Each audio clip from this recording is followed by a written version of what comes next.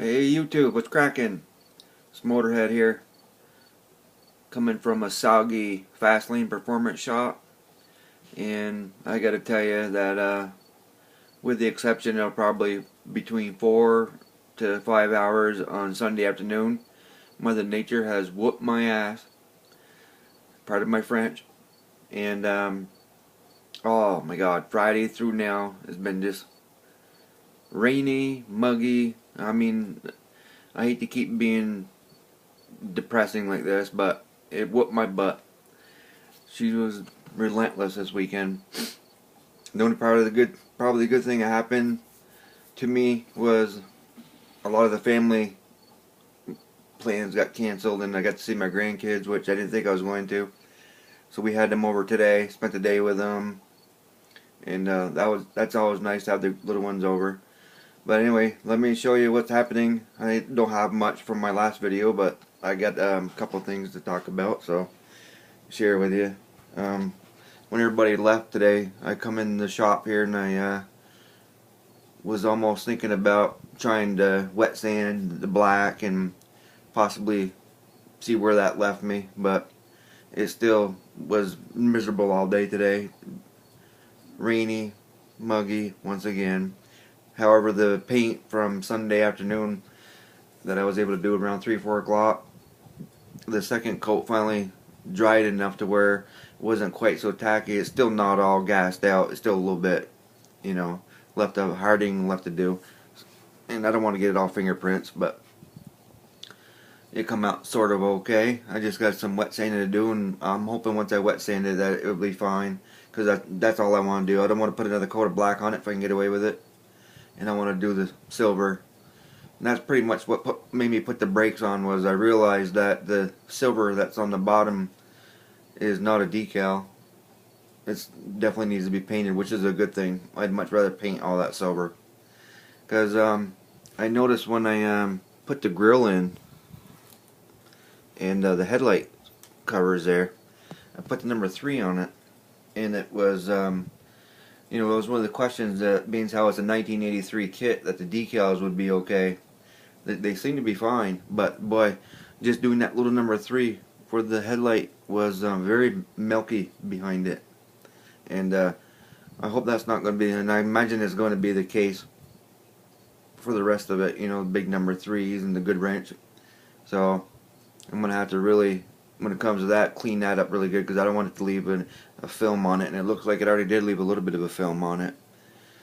So anyway, I'll be happy just to make it to that stage. You can see the hood there next to the car. The second coat of black didn't work out on that. I had to strip it all off and wet sand it, but it's ready for paint again as soon as I'm able to do so. And there's a few of the roll cage pieces that need to be done over again that clouded up when I hit it with the red, thanks to all the humidity and the moisture in the air and everything.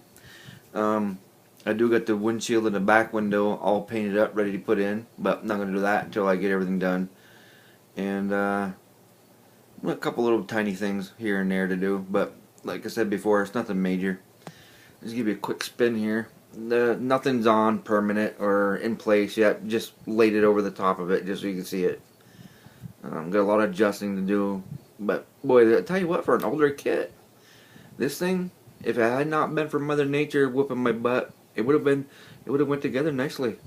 I didn't have to fight with any parts, no fitment issues. I mean, there was a couple little things, but it was really easy to fix, like the where the roll cage comes out from the interior out in the engine compartment. And then the dash lays over the top of that. It was hitting on the firewall stuff. And there's some pieces in there for whatever they're used for. I don't know. Brake booster maybe, and some other containers for something or another. But once I trimmed that out, that was no big deal. So anyway, like I said, not much more progress, and I just weren't going to bother messing up the whole dang paint job. It'll get done. It looks pretty good for what I've got done, and I will accomplish it. And as soon as I can, I will give you guys a progress video. And then I guess I got to thinking throughout the weekend here that if I'm going to continue doing these 48-hour builds, I know we all run into problems, and Some of us make it and some of us don't, and the idea is to just have fun. But you know, this is strike two. I've done both of Chevy Cheeseburger's 48-hour builds, and both of them didn't get done because of paint issues. So it's I'm a little bit of a hard head, but I've decided that I'm going to either not do them or get set up so I have a paint booth here and do my airbrush. I got an airbrush. It's that Posh airbrush set right there, brand new. I just haven't used it much. I've been trying to learn about how to run an airbrush. I've never done it before. I've done a little bit of stuff with it, but nothing major like a body or anything. You know, I've done little detailing pieces and stuff, and you know, motors and whatnot stuff. But yeah, it's brand spanking new, and I want to get a or make something that I can paint in. You know, like a paint booth type of deal. It's all brand new right there. This is the one that I was watching Dr. Cranky's videos one day, and he made mention to this one guy that puts out videos, and gosh dang it, his name slips me right now, and I wish I could remember it. But he's a really good painter, and he's got a couple of how-to videos out there to buy, and I'll probably end up getting one of those so I can pick up on a lot of the what to's and what not to's do's, and we'll see where that leads. But I started when I was in Maryland a couple weeks ago. I went into Hobby Lobby. It was my first time going into a Hobby Lobby store, which was cool because we don't have one around here.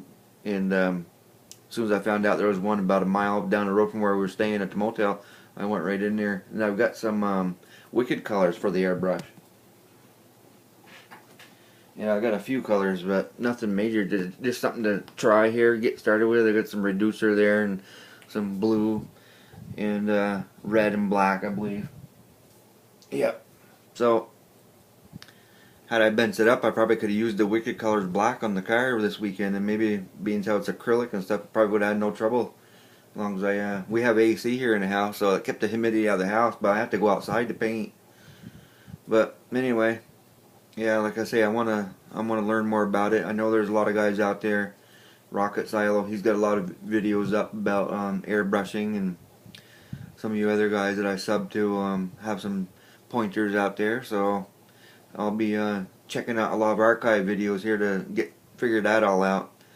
And you know, there's also, I got a bunch of crafting acrylics here, but that stuff's way too thick, and for being such a rookie at using it, I don't want to use that in the airbrush just yet until I get more familiar with things. So I'll save the crafting acrylics for my diorama pieces. Them bad boys right over there. That's what I'm using crafting paint for mostly now.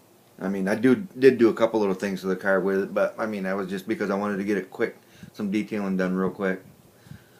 So anyway, you guys, this is Motörhead here, coming to you, like I say, from a soggy, depressing, fast lane performance shop, which nothing was happening here this weekend worth mentioning. I'm surprised I even got that far done on the car. It was I really hated doing it the whole time. It was just so nasty. I did get a couple things that come out really good on the car that I was impressed with, and the wheels and tires are one thing. I actually used the cordless drill on them with the bolt and washers there and spun out and make them look like they were sanded down, used a little bit in the tread area of the slicks, and then the dash come out really super nice, which was I don't know, it was usually my dashes don't come out that good. So I mean, there was a couple positive things about it, and so whatever, you guys. I'm glad that I had all the rest of you guys' videos who were doing good and making good progress to look at, and it really kept me wanting to forge ahead and not give up. And because of that, I got what I got done. And like I say, as soon as I get some more work done on this thing, I'll put up a video about it, and we'll see what happens. I know Styrene Junkie's getting ready to do a 1 month build starting on the 7th, and it's just a few days out. I've got a kit in mind. I might try to jump into that.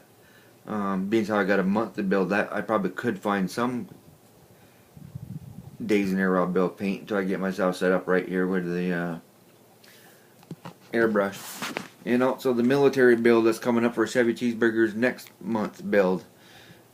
And I've got a kit coming for that, and obviously it's being military, I'll have to get a bunch of flat color, so I'm going to order up some of those, get that coming. That'd be good to get some of the flat paint to try out through my airbrush too at the same time. So there's a lot of cool things coming, exciting new experiences getting ready to happen here in the Fast Lane Performance Shop, and I can't wait. And you know, I learned a long time ago that even before I started doing videos here that, you know, I really did want to, before I started doing the videos and getting a bunch of subscribers and, you know, having them check my channel out, I wanted to be prepared the right way to do it, and I guess I wasn't, so I apologize for that, you guys. But I will get my act together here and see some better things come out of the shop in the very near future. So I want to thank all of my subs. I was going to mention something when I broke 100, and I guess I weren't paying attention, and I got like 127 now, and I'm real thankful for that, and I really appreciate it, you guys popping in, saying hey, checking out my stuff, appreciating it, leaving the good comments and everything. Feels good, and I enjoy everybody else's work too, and I'm subbing right back. So keep them coming, keep the work up, and we're keeping the styrene alive big time. Until next time, this is Motörhead saying you guys have a good one. Have a good work week. You got to go back. It's going to be a short week, so it won't be too bad. You guys take care. See you next time.